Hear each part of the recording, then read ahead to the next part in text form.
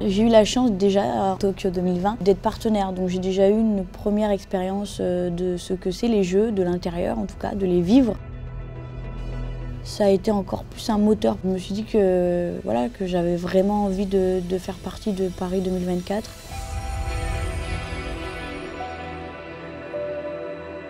J'aime être la meilleure dans ce que je fais. Les Jeux Olympiques, c'est le Graal, c'est la finalité de tout ça. C'est la récompense de tous tes efforts.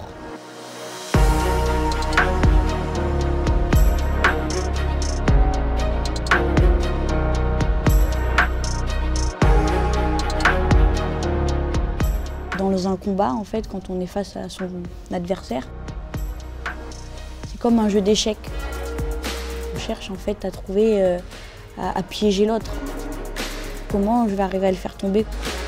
Comment je vais arriver à gagner ce combat?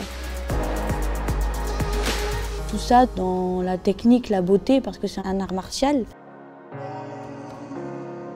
Concilier sport de haut niveau et études universitaires, c'est compliqué aujourd'hui en France. Du coup, je me suis dit j'aimerais un jour pouvoir aider les prochains sportifs dans mon cas. Et j'ai créé donc mon association. Lorsqu'un athlète décide de se lancer dans un double projet, il puisse déjà choisir la filière, qu'on ne lui impose pas une filière par défaut. Les sportifs se retrouvent après sans envie d'aller au bout de leur projet.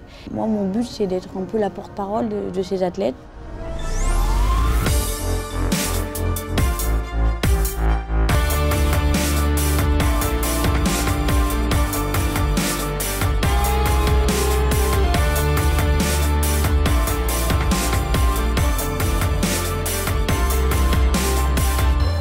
Moi, j'ai l'amour du beau geste, j'ai l'amour du beau judo.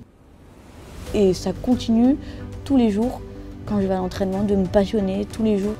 Je cherche à m'améliorer, je cherche à retrouver ces sensations.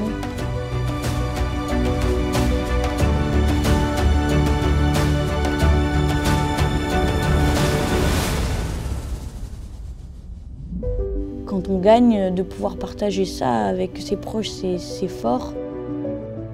C'est des émotions qu'on retrouve nulle part ailleurs. De vivre les Jeux Olympiques chez soi, je pense que c'est la plus belle chose qui puisse être.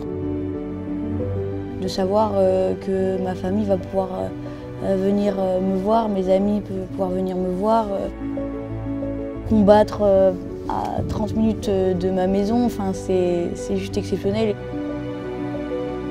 C'était un rêve et maintenant c'est devenu un objectif.